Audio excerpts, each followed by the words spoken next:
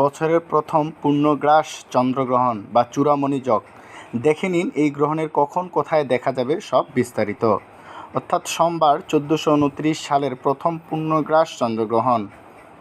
ভারতে গ্রহণ স্পর্শ দিবা মানে দিনে 7টা 58 মিনিট। পূর্ণগ্রাস আরম্ভ হবে দিবা 8টা 59 মিনিট।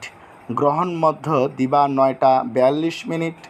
পূর্ণগ্রাস সমাপ্তি হবে দিনের 10টা 24 মিনিটে। গ্রহমক্ষ বা সমাপ্তি দিবা 11টা 26 মিনিট। পূর্ণগ্রাস স্থিতি ও ঘন্টা 1 ঘন্টা 25 মিনিট। গ্রহণ স্থিতি 3 ঘন্টা 28 মিনিট। গ্রাসমান 1.420। উপচ্ছায়া স্পর্শ দিবা 7টা 1 মিনিট।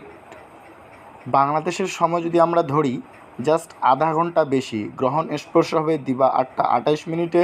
পূর্ণগ্রাস আরম্ভ হবে 9টা 29 মিনিটে এবং গ্রহণ মধ্য হবে দিবা 10টা 12 মিনিটে।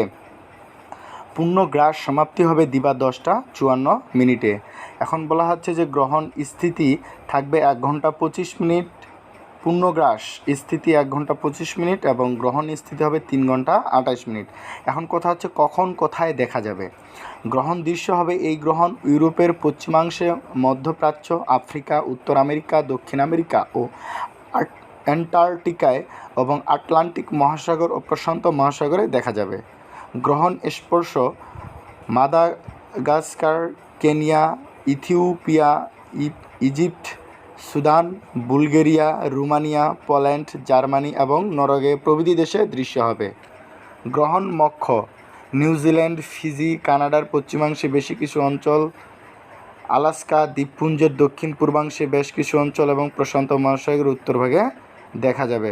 অদৃশ্য গ্রহণপত্র পরিত্যাগ বিধিনিষেধ নেই। বাংলাদেশে ও ভারতে দিনের বেলা এই গ্রহণের সময় পড়েছে বিধায় এটি দেখা যাবে না।